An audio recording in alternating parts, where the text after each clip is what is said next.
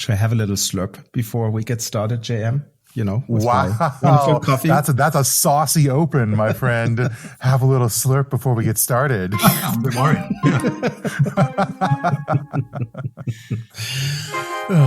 Welcome to the What's Your Baseline podcast. In this show, we talk about our experiences and lessons learned in enterprise architecture and business process management. What's Your Baseline is designed to be for everyone.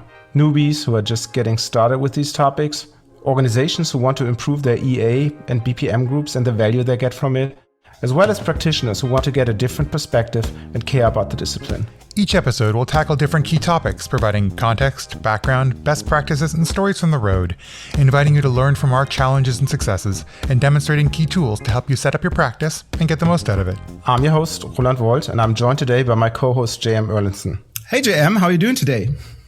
I'm doing great, Roland.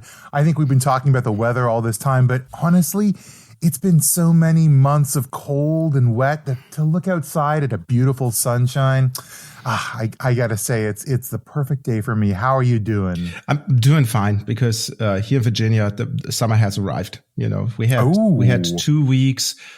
2 weeks ago where it was really raining all day, and now it's sunshine and it's semi-warm, so it gets up to the 80s. So I do not want to complain, and I'm not looking forward to July and August when the humidity kicks in. So, but hey, we're not there yet. It's the beautiful days. You say the 80s, but you're talking about Fahrenheit with two people on the call today who are much more used to Celsius.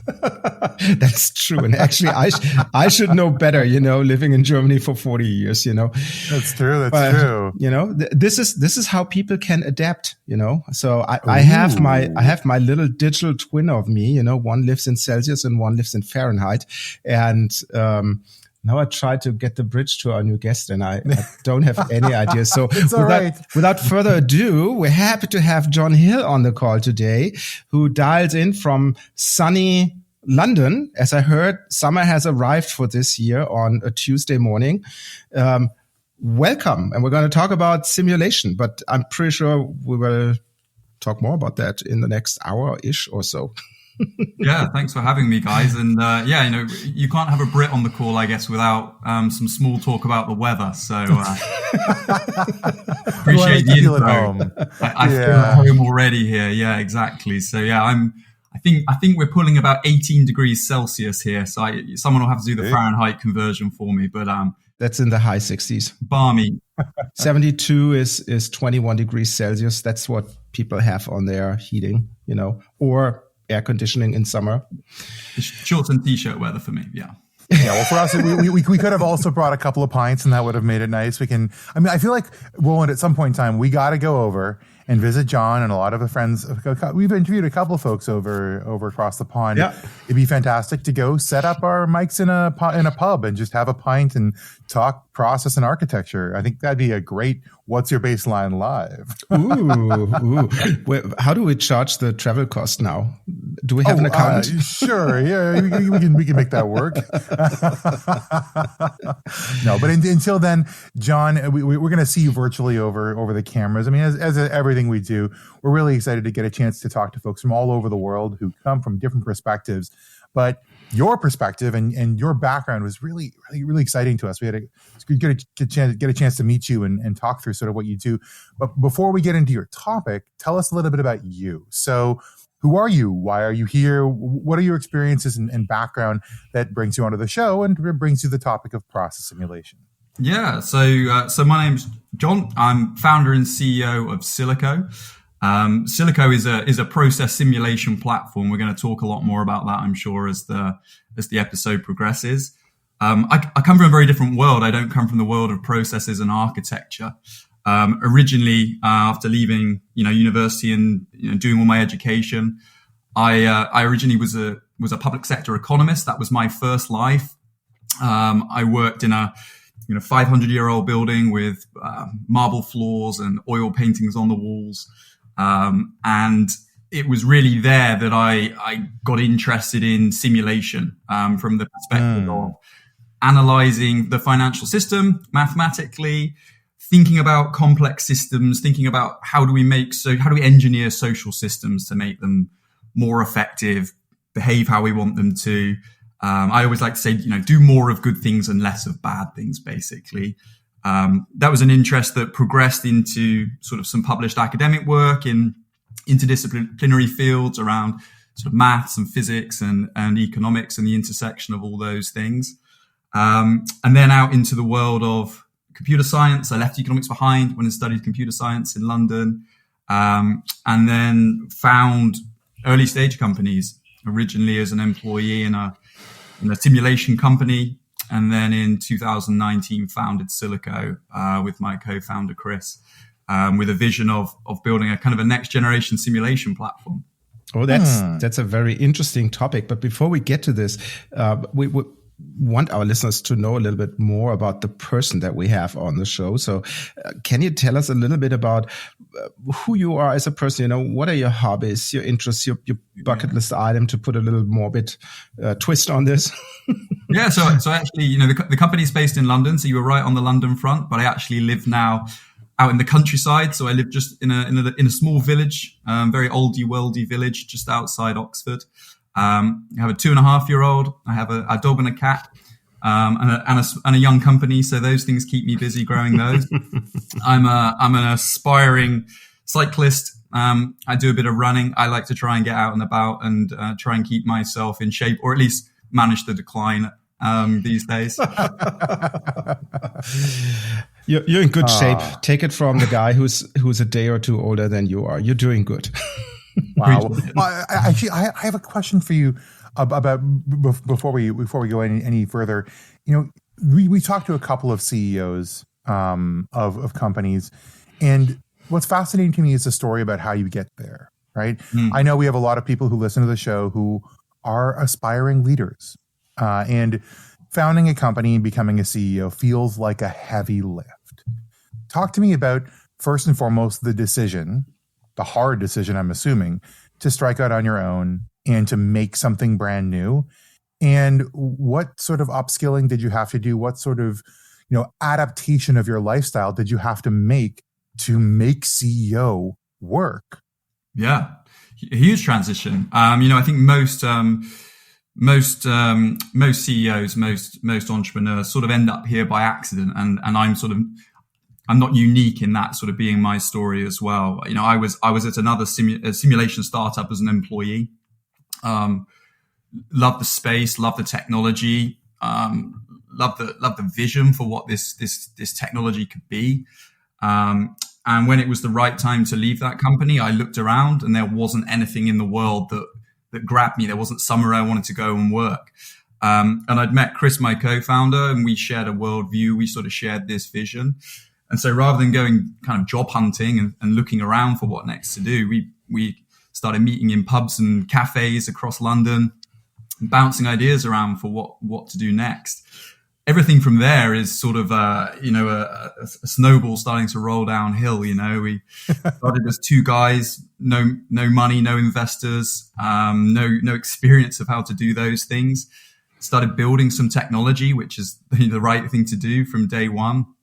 And then, gradually along the way, you learn these things. You build a network. You understand how to raise capital for your business. You understand how to build that technology, how to attract talent to want to come and work with you and share your vision. You learn a lot about storytelling and about how powerful that is, how compelling. What we're all really looking for is something that we can believe in, right? We want to work on something that's bold and aspirational and feels like a good use of our time here.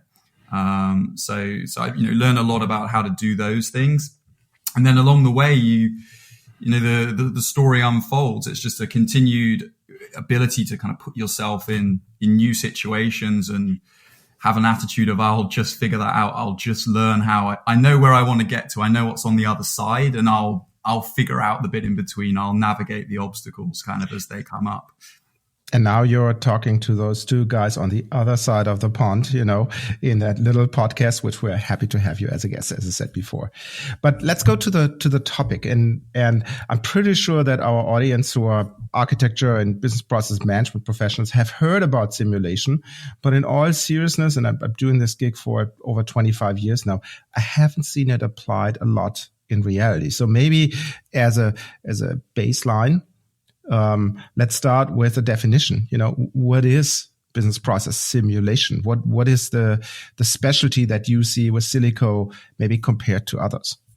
Yeah, so I think the art of simulation, the goal is to create a model, a mathematical representation of a system which behaves approximately as the real system behaves.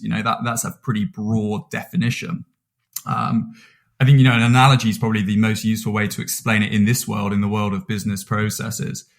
Simulation has been widely used on physical systems. It's been used in engineering and the sort of the hard sciences for a very long time, going back to early work on atomic systems and lots of work in aerospace and places like that. And it's taking that idea, having a mathematical model of a real world physical system, taking that analogy and translating it one for one to a non-physical system, a business process, the entities that interact inside a business and the information they exchange in the course of doing business. Yeah, that makes sense. Obviously, the question is, how do you make that happen? So I would assume you take a process model as the representation of the process, and then what?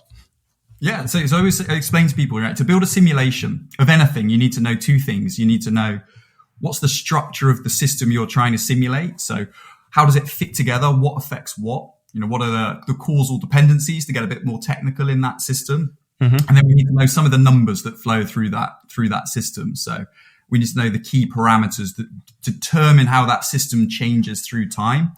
And what's wonderful and what we found in the world of processes is, as you said, right, we know those structures. We have these process models already. We kind of have the hard part. So what we need to add to those are these key parameters and the key mathematics that describes how those processes change through time, or how the things flowing through those processes change through time. So we're talking about whatever frequencies, how often does this happen, and times, like how long does it take, when you come to a branching situation, where how many go left and how many go right, that type of stuff, right? Exactly. All of those things. A lot of those are things that are well known in organizations. I think particularly with the advent of process mining in particular, we have lots of very rich information that's very amenable to this next step, right? To turning these things into simulations. And there might be some other, useful pieces of information we can add into those process structures and enrich them in various ways, which then let us answer a really wide range of very interesting questions. And that's really, what simulation's all about, is answering questions about the future, about what happens if I change something today. Yeah, I think that this is actually like a fantastic time to have started this company, obviously not coincidentally, because I come from the world of manufacturing, and manufacturing simulation, as you mentioned, has been around for a long time. But, particularly when we have less measurement tools, like less sort of views into the process, it's been often a tool of course analysis at very best, or best guesses and hoping that your random variability leads to an average that's relatively correct, because you're using things like time and motion studies, or using very small sample sizes that you intend to be indicative of a very large actual execution. That sometimes works and that sometimes does not work. You mentioned process mining. Tell me about how you see process mining as a part of the ecosystem. And in particular, when you were looking to found this company, like what factor of process mining in their existence and its popularization did that play into the way your company was built from the ground up? Yeah, I think it all comes back to, looking for those two things, right?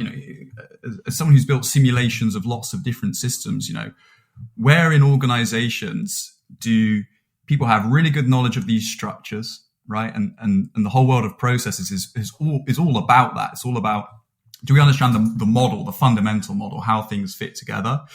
And then, what's gone on in sort of data-driven decision-making and data and analytics, and organizations just being a lot more data literate, frankly, means that we're moving from a world of people, looking at having descriptive and qualitative descriptions of these processes into a world where I think people want to be quantitative first.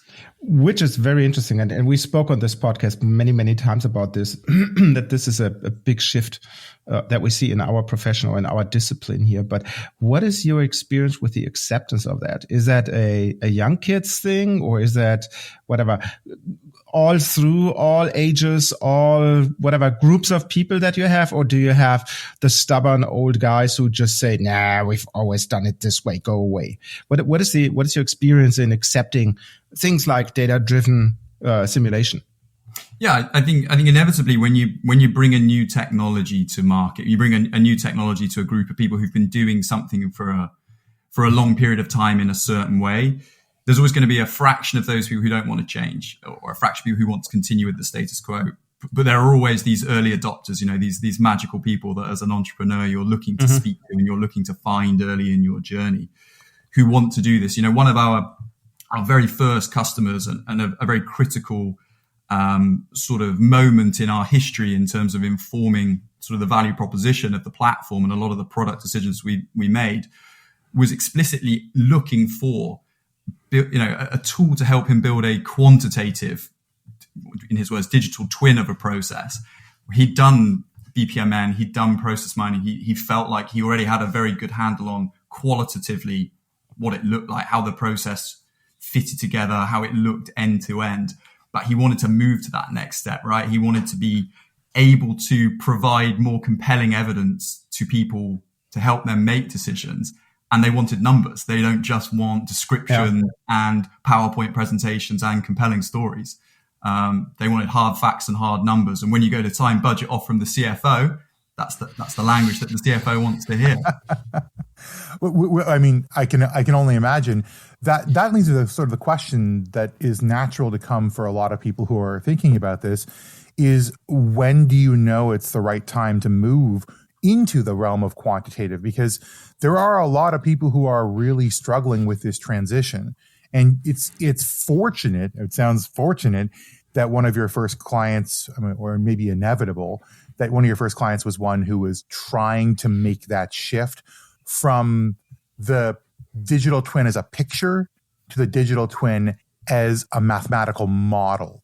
That's a big mental shift. Tell me about what your first baby steps are into that world.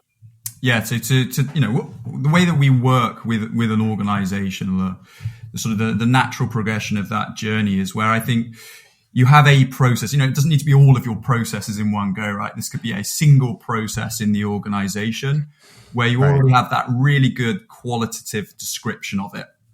And probably you've done something like process mining, and you've done that sort of what I think is sort of that first logical step, which is we know the sort of target operating model. We know what this golden process looks like. We know what good looks like in the organization. And we're now pretty happy that we're conforming to that, right? We've done process mining. We've found out how we're executing against that golden state process. And we've fixed lots of the problems that throws up, that where we're actually not executing as we thought we were. But now I've got a new question, which is, how do I change that process to drive optimal outcomes for the business? Or how do I continuously monitor this process to ensure that it's performing how I expect it to? And that's the next realm. That's when you're into this new world of, we need to look forward and we need to think quantitatively. So now I have so many questions and I don't know how to put them in the right sequence, because it goes more to the foundation of your product on this. So maybe I'd like to take a step back, John. Simulation, as we all know, is nothing new, right? So the products have existed for the last 20, 30 years in different iterations. And I'm really curious, when we start unpacking all the stuff that you just said and the implications that come in, how does that all work in Silico? Because when I look back in the day, the way how simulations were done were basically just two types of simulations. One was discrete event simulation, where you basically brute forced every instance of the process through the machine, and they were screaming, and it was just pure number crunching on it. And then the other way was the Monte Carlo simulation, where you basically calculate probabilities, and it's much faster and at the end, it spits some KPIs out. Is that the same approach that you currently use with Silico? Or I heard you had that term that you put the AI and demake in there. So maybe you have a little bit of enhancement in your product? Yeah, look, I think there's two parts to this. So there's one is what's the mathematics running under the hood in Silico, right? And the technical term for the type of maths that Silico uses is something called system dynamics. Mm-hmm. It's a simulation methodology which is nice. It's at the sort of right level of abstraction to think about answering the sorts of questions we're trying to answer. So system dynamics, for the uninitiated, you can think of as a description of how systems change through time. It uses calculus, which we obviously hide from you. We make all this very easy for you to do.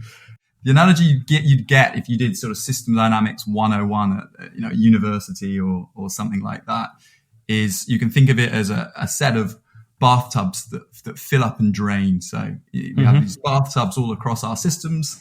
We have taps that fill them up, and we have a plug hole which drains them through time.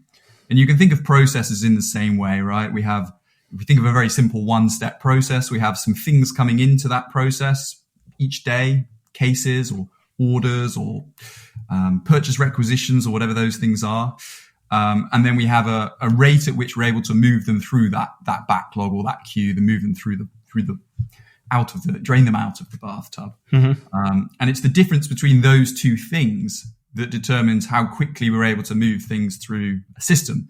We can stitch these together to create very long, complex sort of chains of how this water flows through the system. And that's effectively the type of maths that we're doing at Silico. It's really nice because it's very visual.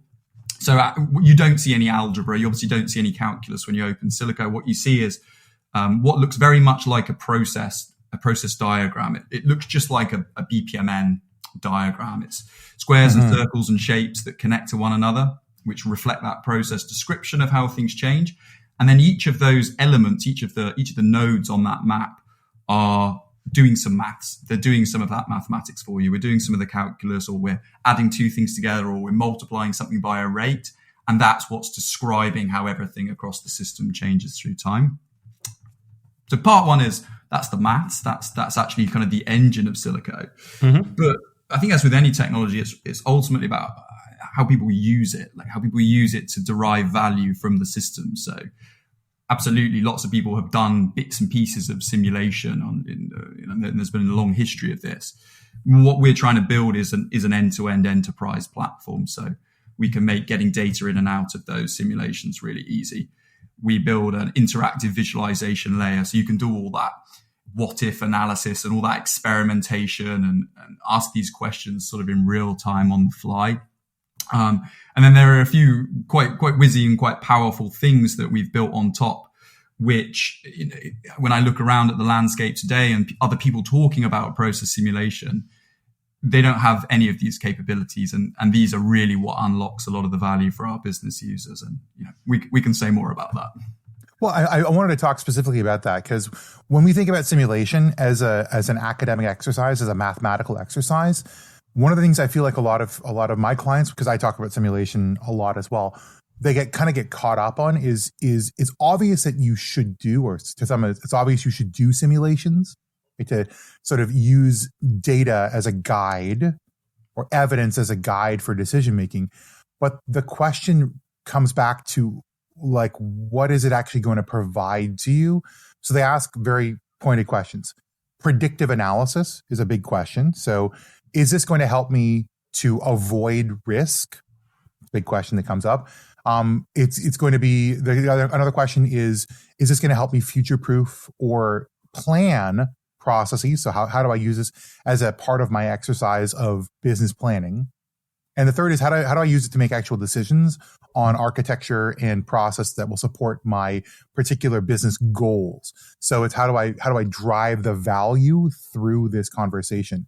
And I want to sort of focus on those three things and ask you how you see that and how you approach that problem. So the idea of risk avoidance, the idea of future proofing and scale planning, and the idea of business value driving and where to show that. And particularly when you look at AI as a driver, how much you are able to provide more than what's on the page back to those kind of people, or what's necessary to become a value driver for an organization. Yeah, good, like all really good questions. Lots to dive into there, right? So, we can talk about this maybe in the context of a real example as well. Please, yeah. I think what you're trying to do, obviously, is to get to the point where you have a representation of this process which generate numbers that you can believe in. That's the objective. That's the objective to be able to do this predictive analysis. So what that means, and I think a rabbit hole a lot of people fall down in simulation is thinking of this as an exercise in predicting the future, which is philosophically impossible. There are lots of constraints from information theory and things like that we know that we cannot predict the future. So what we're trying to do is we're trying to provide a best estimate of how these numbers will evolve into the future, based on not how they've behaved in the past, that's the realm of statistics, but how the process works mechanically. So if we know how many things come into that process today, if we know how quickly we can process them with current resources, we can work out how many we will get out the other side. That's like that's something that we can extract out essentially from the mechanics of how that process works. And what we're doing in Silico is doing that at larger scale, at single process level or end-to-end processes connected together level. We're looking at the mechanics of how things work, how they fit together, not doing a statistical extrapolation exercise where we're getting into goodness of fit and these sorts of things that I think people get into. What we're trying to do is help people not only have a sense of where these numbers are going to go to in the future, which is about the realm of prediction and, of course, about planning, but also understand why they do so. So it's important. This is not a black box. This is not a pile of linear algebra, right? This is my process. I can see it on a page just as I can see it if I have a process map, and I can follow through, right? Where are those orders moving through that process? What are my processing times? How much throughput? How much can I get through out of this process? And then I can generate the numbers I need to know. I like to take it a step back, because the challenge that I've seen in the past was, how do I feed the beast? Right? How do I get those numbers? And whatever. There were, obviously, when you talk to the lean folks or whatever, you have the guys with the stopwatch and all those type of things. I thought by now, when I was young, I thought this was all fully automated and whatnot. And the reality is it isn't. But the question is, how do you approach this? So if a client comes to you and says, hey, I heard good things about you. I heard good things about your tool. I like to try it. What do I have to do? Yeah. Right. So what is the stuff that they have to prepare? What is the approach for your implementations and all these things? If you can shed a little bit of light in there, that would be awesome. Yeah, I'll tell you a little bit how we work with clients is we when they come to us directly, we work with them. We'll do a 4-week exercise with a client. What we'll ask for on day 0, if we count from 0, I'm a computer scientist. On day 0, we ask for the picture of the process, right? Preferably that this is going to be in a machine readable format. So if it's a BPMN model that you're going to want to turn into a simulation, if you can provide us a .bpmn file, Silico can automatically generate the simulation structure. That's kind of a click of a mouse. So we're fed information about the process structure. And then what we need to augment that with is these key parameters, the processing times, the people, frequencies, the case volumes, all of these things, exactly that. So again, if you've done process mining and we can hook this up to the outputs that come from your process mining platform, those then sit as data, those sort of aggregated metrics sit as data behind behind the model in Silico, and then we can reference into the simulation where all of those things fit. So basically taking that process structure, automatically turning it into the structure of the simulation. And those two things look very similar, unsurprisingly. And then we are feeding into it, feeding the beast, as you say. We're feeding in those parameters into the right parts of that simulation. So how do you determine when working with your clients how good looks like? Because my process, I'm cheap. could be the cheapest one. JM is very impatient as a Canadian. He wants to have the fastest one. You might think about, oh yeah, give me the one that uses my resources the best, my machines, and if I'm in a manufacturing scenario and those things. How do you put the reference in there? Is that something that your clients will have to do outside of the tool, or is it something you can bring in and tweak the simulation accordingly? Yeah. So with that, I mean, one of the really key things, and there's obviously a few things I alluded to that we do in Silico that you wouldn't be able to do in another sort of process simulation tool. One of the key things is these are completely extensible, these simulations. Mm-hmm. So we can add in additional structure, additional mathematics beyond what you've just got in the process today. So and this all comes back to why we're doing the simulations. So, give me an example of that. What would those structures be?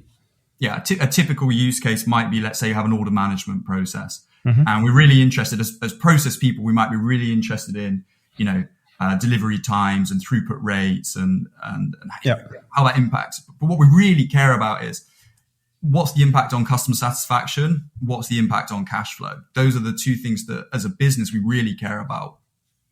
What this process is driving, the business outcomes it's driving. And so in Silico, we can do that. We can extend these process descriptions into the metrics that we care about. So it could be a cash flow model in an order process. If you're a manufacturer, this could be an ESG score or some carbon modeling on the end of that process. Mm-hmm. Suddenly you're connecting the world of processes to the world of the business outcomes that ultimately are what people care about. And the decisions we're trying to take on the process are about driving better outcomes, right? That's really what we're getting at. Interesting. Yeah, I love it. I think that's one of the things that we can get really lost in is simulation as an academic exercise. When you connect it with goals, when you connect it with the KPIs that are driving either the top line of the organization or something that you might see at a CEO level, like these are the conversations they're having with the market. These are the things that they're being evaluated on. If you can, or the CIO level, if you can connect those in to those high level goals, the exercise becomes way more tangible for your executive stakeholders so that it doesn't get viewed as a bunch of people doing calculus in a back room and telling you, I see, we are going to fall apart at this point. That's not going to be really helpful. That's only going to be, it's only going to ever sit in its lane. What you want to do is you want an enterprise impact. And I think that's a perfect transition for us to take our first break. I know I can see you're ready to answer, and I think we have an exciting conversation to come after the break. But we're going to take a little bit of a moment for people to process this information.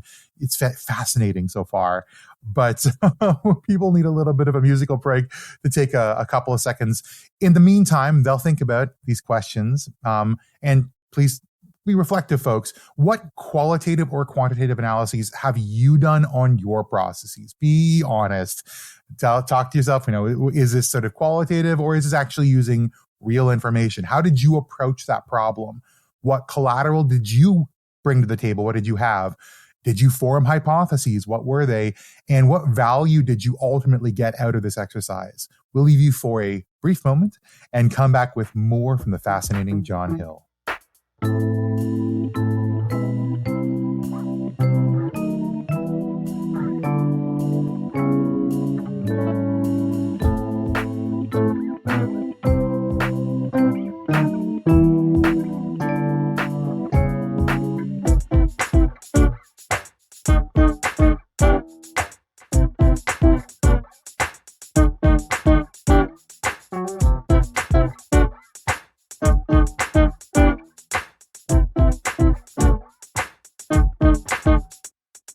Welcome back to the second part of our podcast today. And I'd like to shift the tone and I'd like to shift the topic a little bit away from, what are the mechanics? How does it all work? I think we've covered that well enough in the first part. One thing where, to be honest, I have an issue with is the concept of the digital twin, right? And John, I know that you're putting that on your banners on that. And maybe it's just because I think it's a marketing term, but there might be a nugget of truth behind it. But tell me a little bit about how do you see Silico and simulation being part of the digital twin? Is it a one-to-one match? Is it parts of a digital twin? What is it? Yeah, and I think the first question to ask is, what is the digital twin of the organization? Yeah, good. Not the marketing fluff, please. Yeah, not the marketing fluff. So I think what that is that's a just as in physical systems, you'd have a digital twin of a jet engine, right? So this is what happens in aerospace today. There's a jet engine flying up on a commercial airliner up in the sky, and there's a digital twin of that running virtually, which is continuously being used to do things like predictive maintenance, to work out when that engine's likely to fail. We can plan ahead of time, we can schedule fixes for it, and we can minimize the impact on, that plane being grounded, right? Because grounded planes is bad for me if I'm an airline. The digital twin of the organization is the same concept applied to our processes in this case, right? So I'm thinking about the digital twin of the organization predominantly through the lens of processes. An organization is a set of processes which fit together and work to create outcomes, to create happy customers and to generate revenue. That's what organizations do. You would want a digital twin of the organization for the same reason you'd want a digital twin of the organization of a jet airplane. Engine, right? Yeah. Can I see when this thing is about to go wrong? Can I preempt some fix that I can make today because I can look ahead and I can see what's happening in these simulations, rather than run into that problem in reality where it's really expensive. So you can think about, Silico is a tool for building that digital twin of the organization, which is the simulation connected and continuously updated with real data from the organization. So it's more than just a picture of the reality, right? It's more than just a BPMN process model or your repository full of hierarchies and end-to-ends and all that stuff. It's what you do with it, correct? Correct. Yeah, it's a living version. It's bringing those things to life and having them move through time. Just as and then do the comparison between what you see in reality and what your simulation has predicted, and hopefully there is no difference. But obviously, then that you can adjust. That makes sense to me. So thanks for that explanation. Yeah, and I think there's also, correct me if I'm wrong here, John, but I think there's also a tremendous amount of value in also the transparency. There's the way in which your company operates is often obscured to even the people who are running the whole company. And being able to dig into that, emerge out challenges so that they don't have to know everything. It's not like an overwhelming cascade of information, rather that the sort of points of injection to steer the path become clear. And that transparency into operations I feel like that's really the only way to achieve that. Otherwise, you're kind of steering with your eyes closed. And that seems really scary. Indeed, right. I think, that to me was always part of the appeal to this is decision makers in organizations, and, on a much smaller scale, I'm a CEO of my own organization, right? I'm pulling levers continuously. We're pulling levers around how we spend our money, or we're pulling levers around where we direct our activities. And we don't always have a solid, analytical basis for why we've pulled those levers or how hard we've pulled those levers. And that's what the digital twin is about. It's understanding how and when and how hard to pull those levers, and then being able to explain to the collective that sits underneath this, the organization as a whole, why you're doing that, what the impact is likely to be, and how it's going to feed through across the bits of that system which they work on day to day. Matt, that's great. And I do want to loop back, though, on levers, because all of what you're talking about does touch on, my favorite topic. Roland will know this. It touches on people. And you mentioned the word resourcing in the first section. And I want to get this out there. I want us to have the transparency to our audience and for you to bring your perspective. Talk to me about how human resources, which is one of the levers you can pull on, factor into the concept of simulation, factor into the planning for resolution of challenges.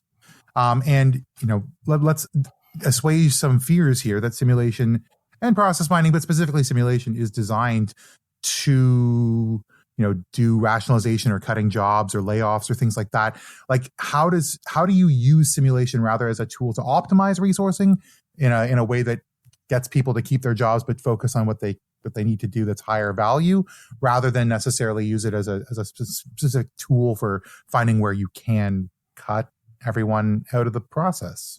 Yeah, and I think, you know, like any tool, you know, it can be used in different ways, right? The tool itself does not have an agenda. Process simulation does not have an agenda. This is used for understanding what decisions you can take to move the organization in the direction that you want to take it in.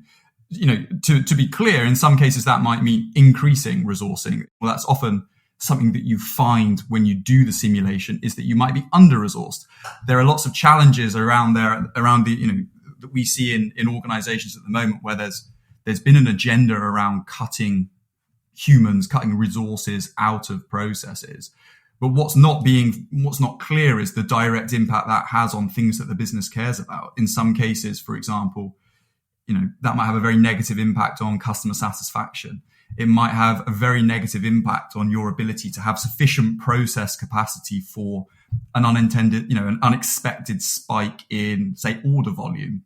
One of our clients, a big European telco, actually the outcome of their digital twin of their process was that when they plugged in their commercial forecasts, you know, how they thought they were going to try and grow order volume over the next few years, they were massively under-resourced. And actually what the implication was that they needed to hire people at certain points in time to ensure that those orders didn't get missed. You know, they were able to deliver the goods out the door at the end of the day that all this expected order growth was going to drive.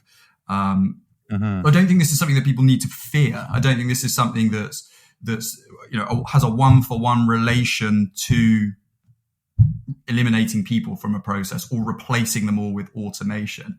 In many cases, it may show either an opportunity to optimize given current resources.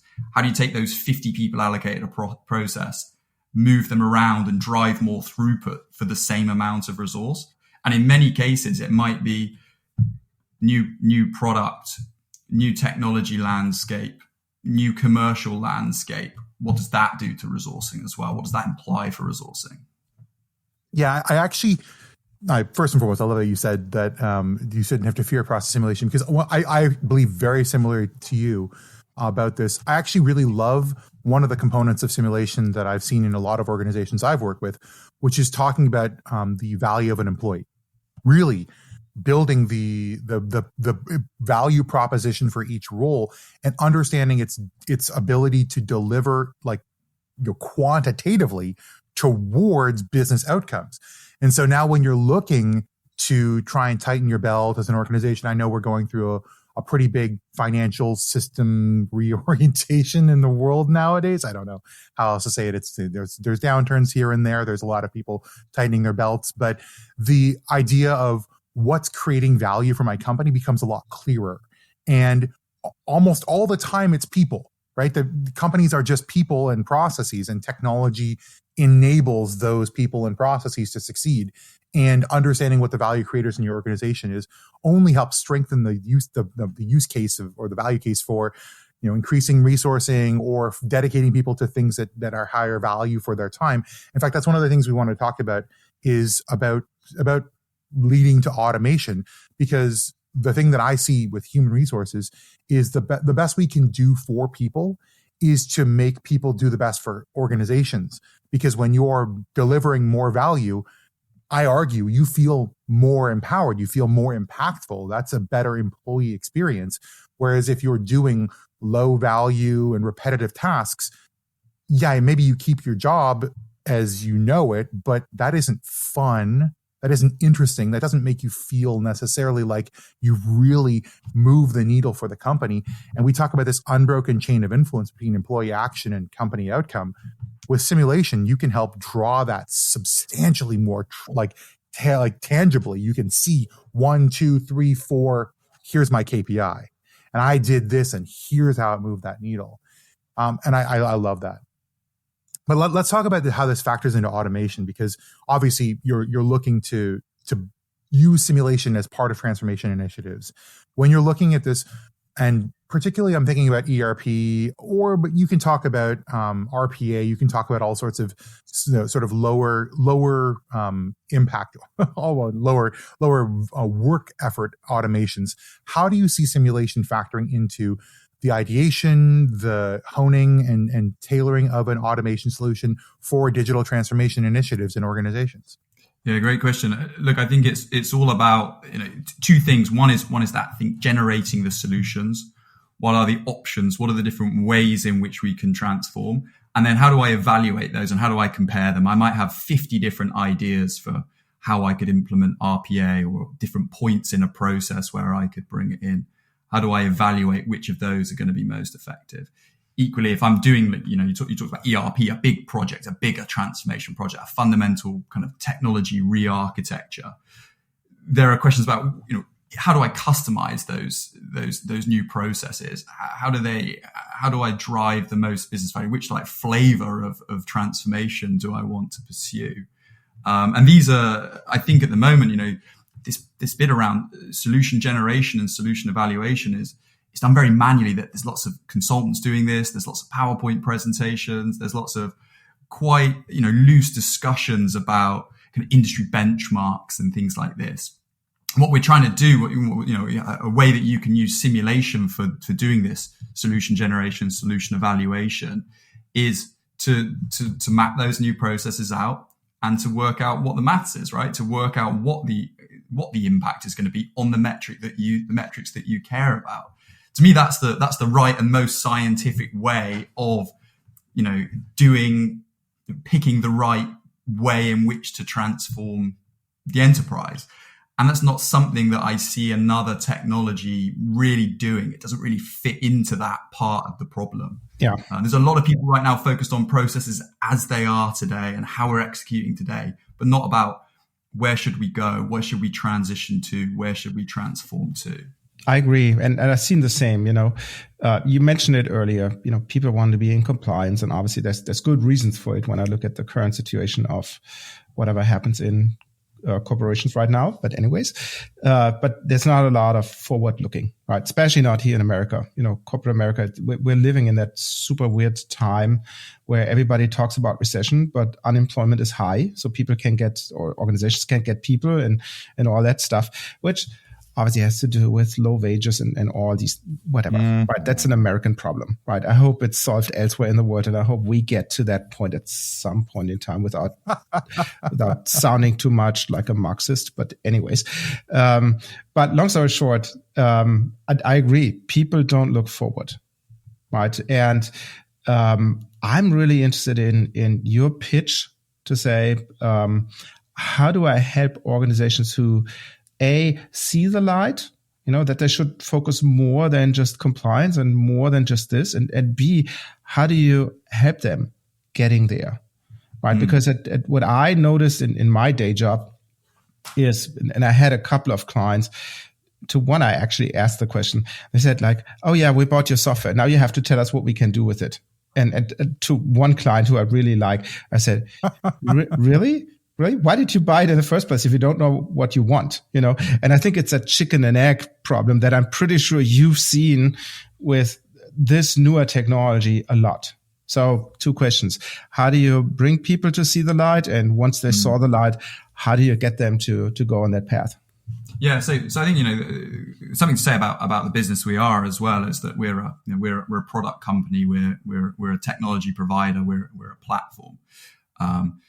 Any technology provider, and particularly in B2B in the enterprise, there needs to be people using that technology to deliver value, right? To actually turn this into something useful for the business.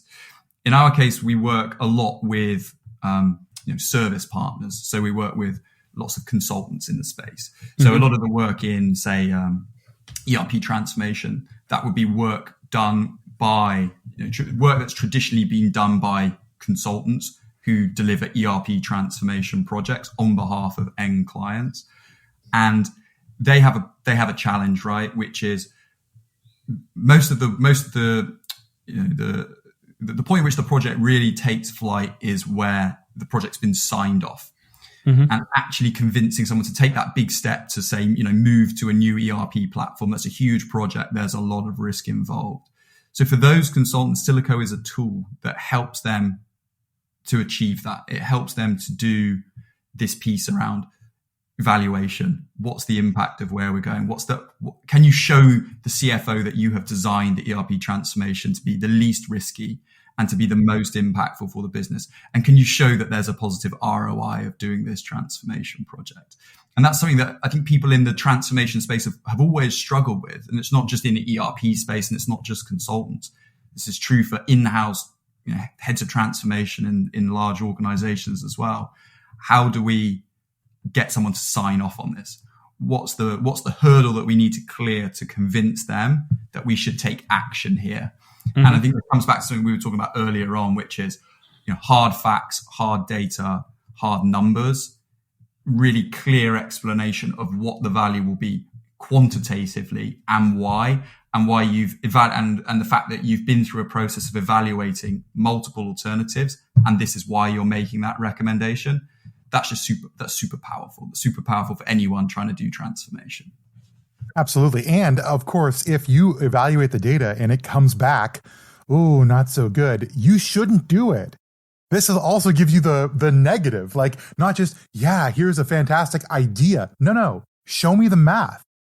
Does it actually provide value? And if it doesn't, we're not going to do it. Yeah. And there are lots of examples where we see this with our clients, where a decision which looks very obvious. It looks like a very clean cut. We should absolutely do this. Everyone's complaining about this part of the process internally.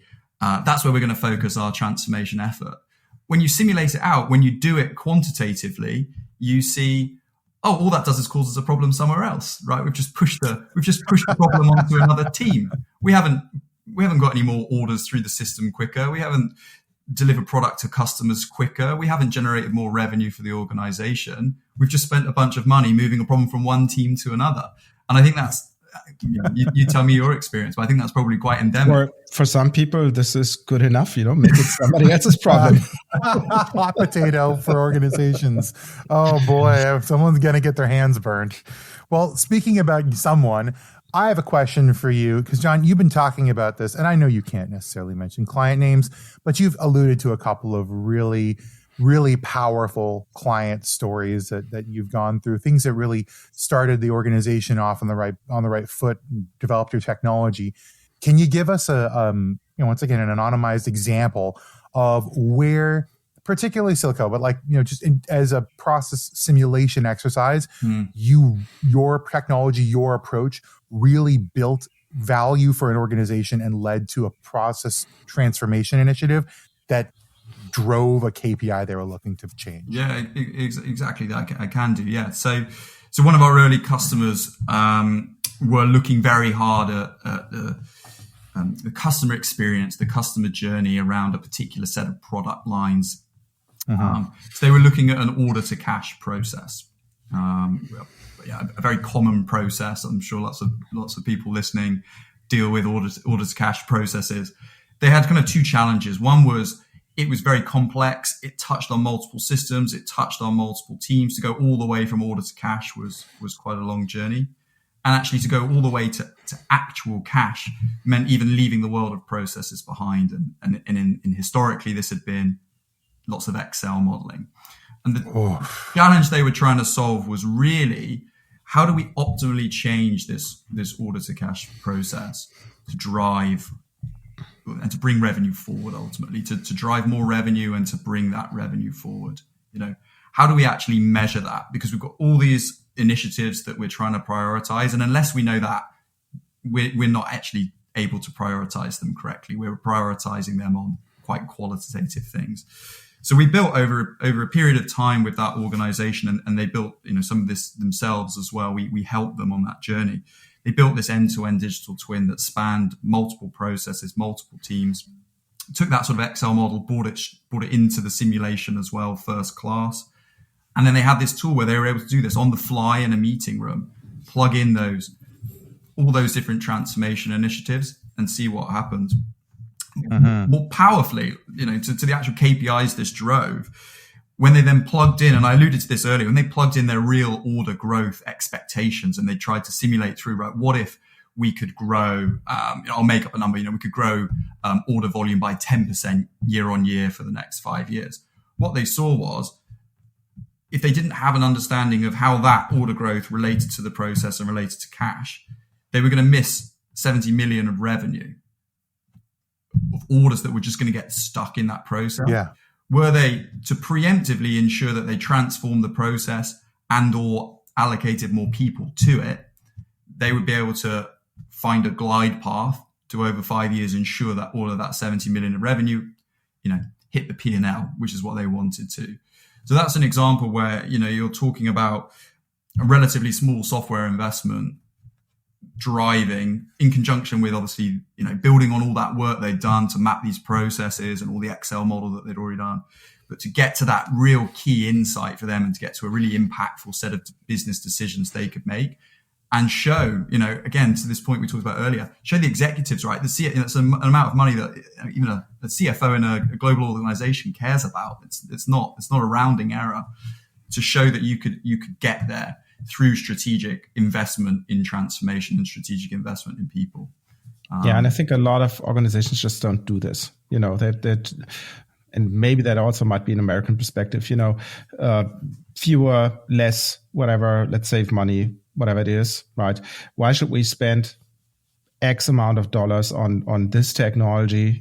Show me and all these things, which is the big problem that I see in the architecture and process management space, because you come with those ideas of, oh, wouldn't it be better if you could do this? And everybody says, yeah, but I got a business to run, I need to fire 10 people, bye-bye, and I think this is the big change that we see with the data-driven approach, right? To say, okay, it's a shift. You see people having the demand for it. And we've seen it how process mining pulled it off. And my question to you is, when you look into your future telling crystal ball, where do you see process simulation on that trajectory? Yeah, I think the analogy to process mining is probably a good one. I think process mining is now a relatively mature technology. It's been around 10, 15 years now, at least commercially.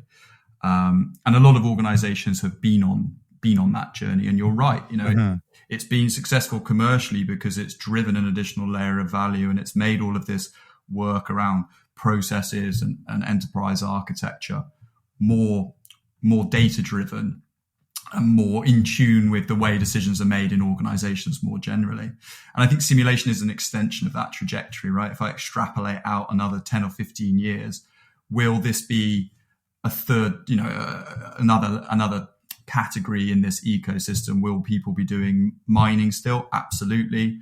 Will they be doing simulation as well? Absolutely. I think that's the case. I think this is the next logical step beyond process mining.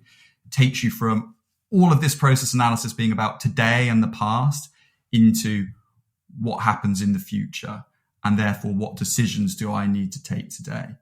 So if we can take people on that journey, and we're pioneering this, if Silico can take people on that journey over the next 10 or 15 years, I think it also helps everyone who's in the space, everyone who's been working on business processes and enterprise architecture and process mining, just make that work more strategically relevant for the organization, make it more impactful, have a discussion about processes and how to improve them be something that executives of the future really care about.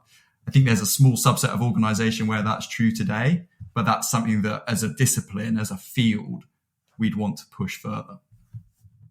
Wonderful. Well, that's going to leave us the end of the episode, sort of. We're going to take a quick break before we come back with our conclusions. But in the meantime, just think about a couple of questions while we take our musical pause.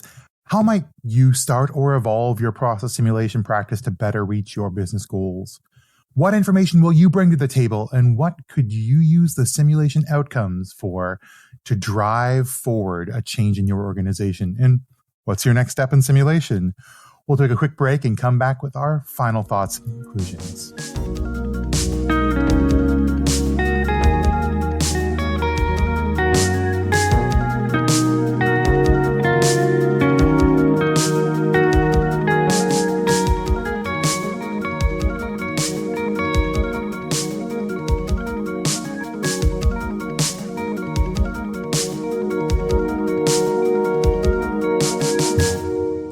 And welcome back. So thanks, dear listeners, for listening to the show. And obviously, we had a wonderful conversation with John Hill from Silico about process simulation.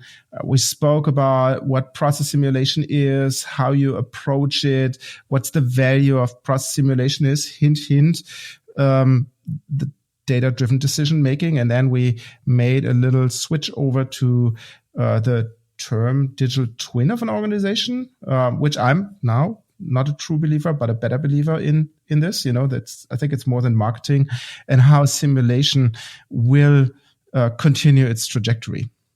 And after all that, John, obviously the urgent question that everybody has is, well, where can I learn more about Silico, and where can I learn more and get in contact with John Hill? Yeah, best place to come is come to the Silico website. It's silicoai.com. You'll find lots more information on our blog. We've got an academy if you want to learn how to do process simulation as well. You can take our courses and try it. You can try the software as well. We have a community edition you can have a play with as well. And of course, reach out to me by email, by LinkedIn, however you like to do these things. And we obviously will put links to all of those things in the show notes so that, dear listeners, while you're driving, you don't have to take notes. You just do this from the convenience of your office a little bit later. And that's a good pitch for the show notes and the website, and a thank you. So thank you so much to all of our audience members for sticking around this long, listening into all the fun things we've talked about over the course of the show. And of course, a huge thank you to John. Oh my goodness. Thank you, John, for coming on in and talking to us about what you do and why you think process simulation, and why everyone should think process simulation is an important part of the evidence-based decision-making lifecycle. Now, of course, you can go to whatsyourbaseline.com for all the show notes and information, or whatsyourbaseline.com/episode 47 for this specific episode. But until next time, friends, I've been J.M. Erlandson. I've been John Hill. And my name is Roland Volt. And we will see you in the next one.